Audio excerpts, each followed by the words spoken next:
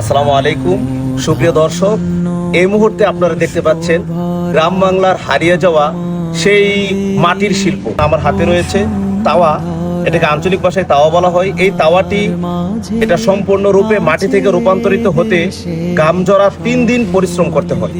এই তাওয়া দিয়ে সাধারণত পিঠা বানানো কিংবা কোনো কিছু টালা এরকম কাজে ব্যবহার হয়।